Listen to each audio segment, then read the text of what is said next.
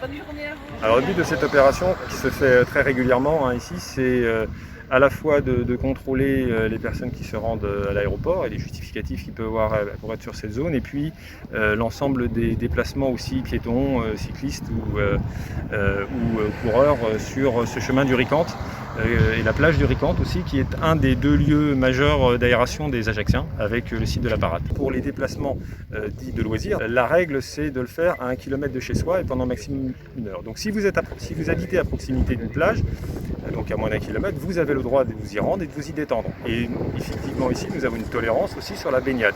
Autant les activités nautiques sont interdites, donc on ne prend pas de matériel, en fait, on ne prend pas de planche, on ne prend pas, voilà, et le bateau a fortiori, etc.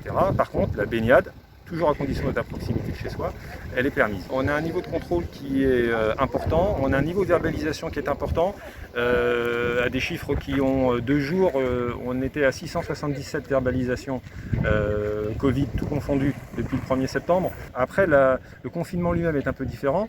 En journée et en semaine, les gens travaillent, donc on ne peut pas faire par exemple ce qu'on faisait au premier confinement, qui est de se dire on fait un barrage et on contrôle tous les véhicules qui rentrent et qui sortent, puisque il n'y avait pas l'activité professionnelle. Là, si on fait ça à 8 h le matin dans Ajaccio, on bloque tout. Et c'est pas du tout l'esprit. Nous contrôlons donc tous les véhicules entrant sur le site aéroportuaire.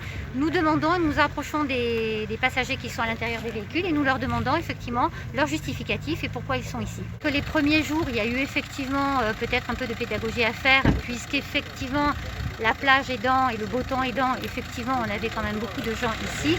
Mais là, comme vous le voyez, nous sommes mercredi 11 novembre et à part les quelques professionnels qui viennent, des coureurs et puis encore une fois les attendants qui viennent récupérer les passagers qui vont bientôt atterrir, il y a quand même très peu de personnes. Donc franchement, à notre niveau ici, c'est bien respecté.